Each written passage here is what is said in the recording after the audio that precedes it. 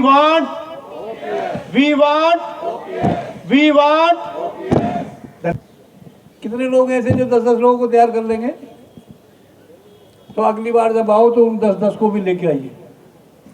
मैं आप में से कुछ लोग मुझे जानते होंगे, कुछ लोगों को मैं बताया देता हूँ। मैं डीएन सिंह हूँ और 2021 में मैं रिटायर हुआ था।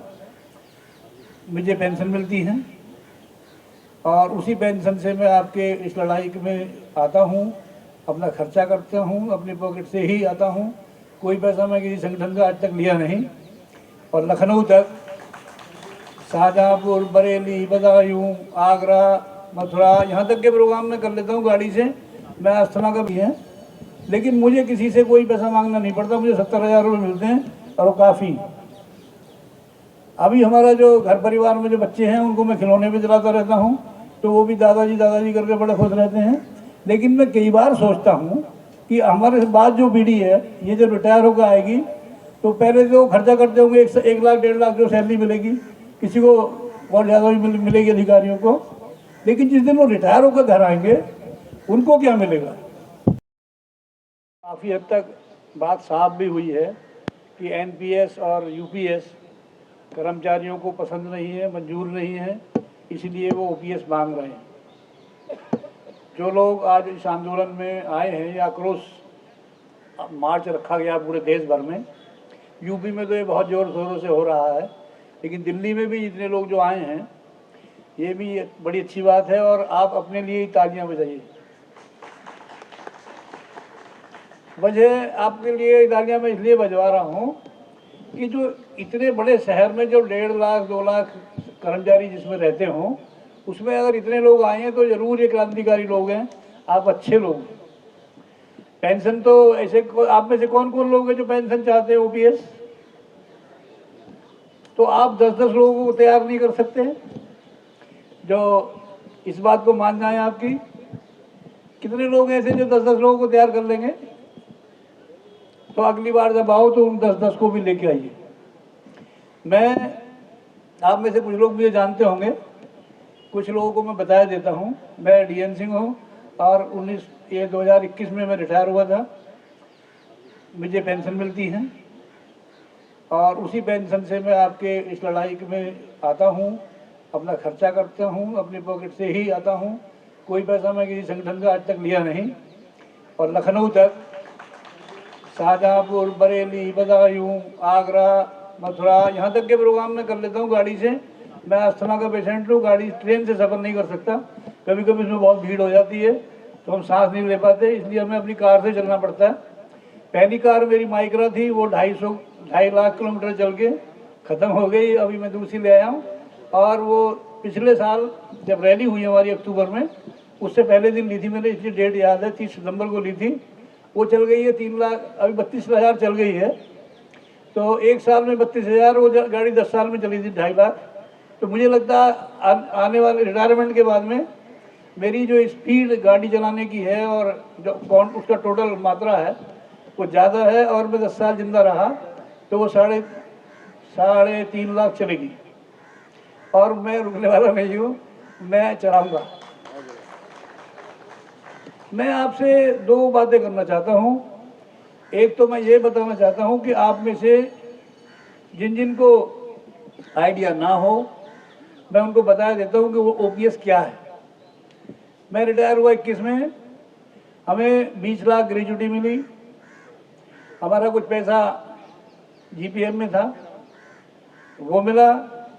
लीव थी हमारी 300 इकट्ठा, उसके पैसे मिले, वो 13 लाख कुछ थे। उसके बाद में हमारा जो कम्यूटेशन हो जाता है, पेंशन का भी एडवांस मिल जाता है, 19 लाख रुपए वो मिले। आप जोड़ते जाइए कितने हो गए, आप जोड़ रहे हैं? 20 lakh gratuity, 19 lakh commutation, 13 lakh leave encashment, ये हमें मिला कितना हो गया? कितना? 56।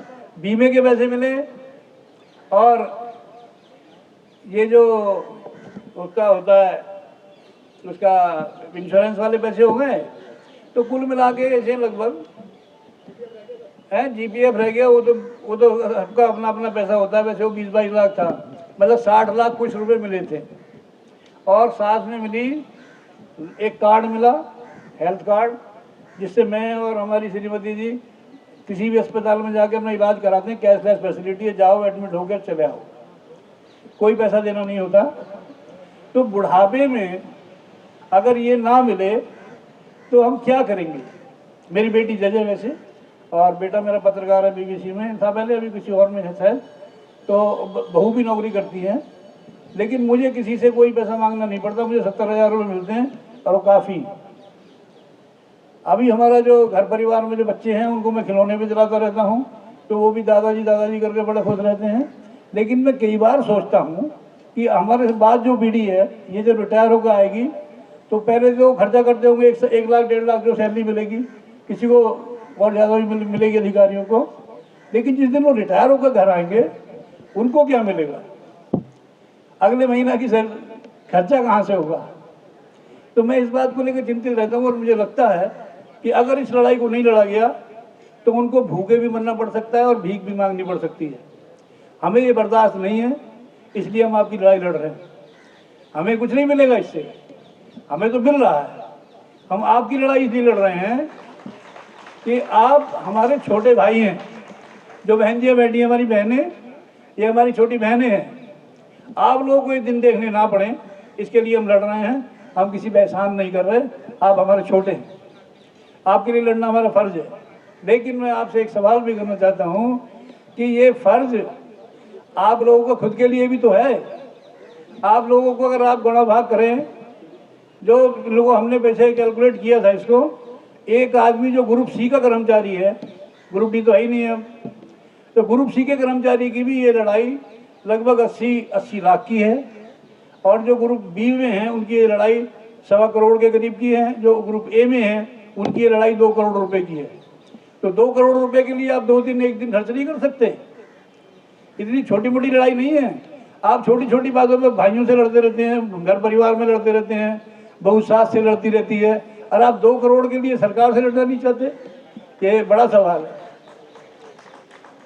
23 में हमने एक मार्च किया था, NMOPS ने, national movement for old pension scheme ने।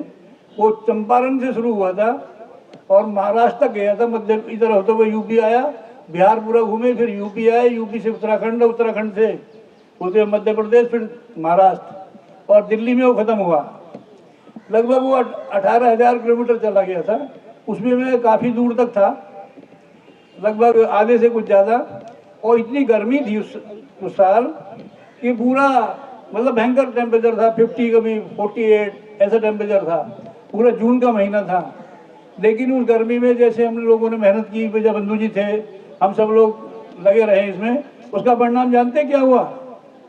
दिल्ली में 1 अक्टूबर को जब रैली हुई तो उसी का परिणाम था कि 10 लाख लोगों ने भाग लिया और सरकार हिल गई। सरकार ने जब एक जो कह रही थी सरकार 2005 से लेके कि NPS बहुत बढ़िया है, NPS तो बड़ी लाभकारी योजना है, NPS को जो खिलाफ कर रहे हैं वो जो झूठ बेकार है कर्मचारियों को, अब मोदी जी कह रहे हैं कि UPS ठीक नहीं है, इसको रद्द कर रहे हैं। ऐसे ही इन्होंने कृषि कानूनों को भी किया। कृषि कानून बहुत बढ़िया है, किसानों के बहुत भले के हैं, और बात को कहने लगे हमारी गलती हो गई, माफ़ करें, हम इसे ख़त्म कर रहे हैं। तो ये जो आपको ये NPS गया है, ये national movement for old pension scheme की मेहनत का नतीजा है। और ये झूठ बोल रहे हैं कि UPS बढ़िया है। ये UPS के खिलाफ भी लड़ेंगे तो इसको भी ये कल को कहेंगे ये भी घटिया है, और फिर कौन सा बढ़िया है? OPS।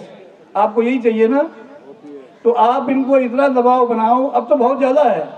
शुरू में जब हम इसमें, मैं पहले भी था, जब ये लागू हुई तब भी लोग हमें अधिकारी कहते थे, अरे यार आपको सिंह साहब आप तो कहते ही रहते हैं, सिर्फ सरकार का विरोधी हैं आप, बहुत बढ़िया योजना है ये, इस तरह पैसे कर्मचारी के काटेंगे, बीमा कंपनियों में, उसमें इंडस्ट्री में लगाएंगे, बहुत सारा मुनाफा कमाएंगे, और उसमें से जो प्रॉफिट आएगा उससे ना जाने कितना पैसा मिल जाए, ऐसी सी बातें करते थे। लेकिन हमने देखा किसी कर्मचारी को 900 रुपया, किसी कर्मचारी को 3,000 रुपया, किसी ऐसे बहुत सारे केस हैं। तो हमने बताया भी थे लोगों को पता कर करके, ये मतलब 10,000 से भी कम, कुछ को तो सैकड़ों में रह गई। जब इनको पता चल गया कि ये NPS ने तो बवाल हो गया, ये बेनकाब हो गई, तो इन्होंने उसे रद्द किया। अब ले आए UPS। यूपीएस में भी क्या किया और यूपीएस में और ओपीएस में क्या अंतर है? ओपीएस में मिलते हैं आखिर के लास्ट डे की जो सैलरी होती है उसका 50% प्लस डीए, ये मिलता है। इन्होंने उसमें कटौती करके यूपीएस में क्या किया कि आखिरी साल का एवरेज निकाल के उसका 50% प्लस डीए देंगे, जो बैठता लगभग 47%। लास्ट डाउन सैलरी का 47% लगभग बैठता है। तो ये इन्होंने पहली कटौती करी। दूसरी कटौती करी कि उसको डीए से नहीं जोड़ा।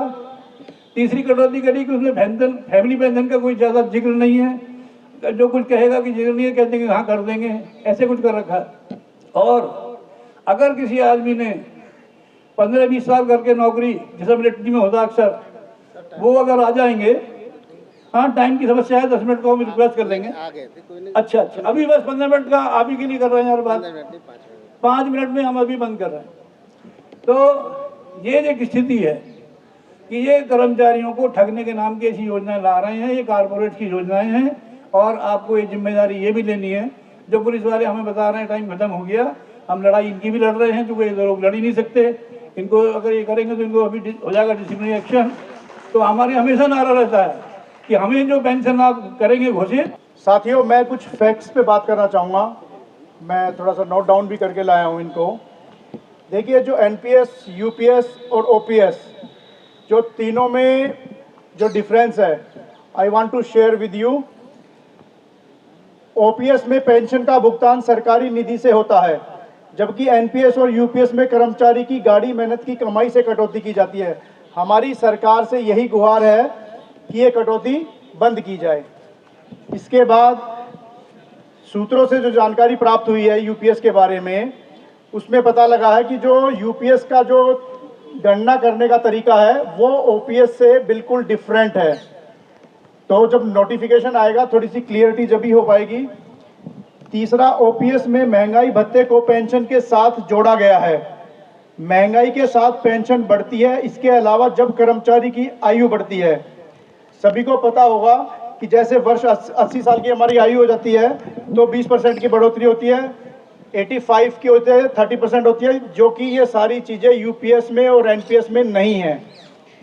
इसके बाद एक सबसे मेन जो मुद्दा है, ओपीएस में पेंशन के बेसिक में भी वृद्धि होती है, जबकि यूपीएस में पेंशन बढ़ोतरी नहीं है।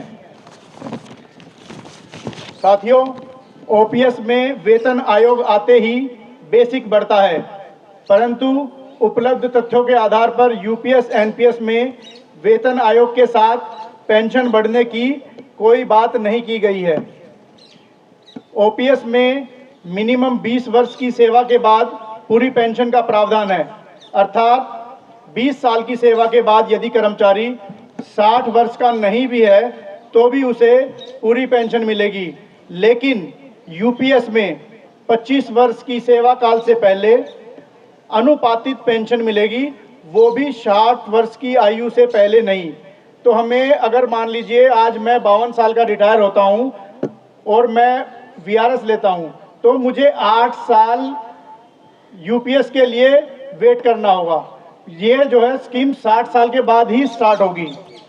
इसके बाद साथियों, मौजूदा जानकारी के हिसाब से यूपीएस में मेडिकल सुविधा के बारे में स्पष्टता नहीं है, जबकि ओपीएस में सरकार द्वारा मेडिकल सुविधा का प्रावधान है। ओपीएस सीसीएस पेंशन रूल 1972-1996 के तहत दी जाने वाली सुरक्षित पेंशन व्यवस्था है, जबकि एनपीएस और यूपीएस शेयर बाजार पर आधारित है और इसके साथ जो हमारा पैसा है वो जोखिम है। पुरानी पेंशन व्यवस्था ओपीएस में जीपीएफ जैसी बचत योजना अटैच्ड है। कर्मचारी अपने संपूर्ण कार्यकाल में एक निश्चित रकम जीपीएफ में जमा करवा सकता है और उस रकम पर हर साल कंपाउंड इंटरेस्ट, जो चक्रवृद्धि ब्याज है, वो मिलता है। यह रकम अतिरिक्त आवश्यकताओं को पूरा करती है, जैसे बच्चों की शिक्षा, शादी, मकान वगैरह के लिए, आप सभी को पता ही है। जबकि यूपीएस में जीपीएफ जैसी बचत योजना का कोई विकल्प नहीं है। इसके अलावा साथियों, जो मेन है, पेंशन पाने के लिए वेतन बेसिक प्लस डीए का 10% अपनी तरफ से अंशदान देना पड़ता है। इन सभी बातों के ध्यान में रखते हुए हम सरकार से यही अपील करती है कि दोबारा हमें हूबहू पुरानी पेंशन ही चाहिए। तो साथियों एक बार मेरे साथ मिलकर के सभी बोलेंगे, we want, we want, we want. धन्यवाद साथियों।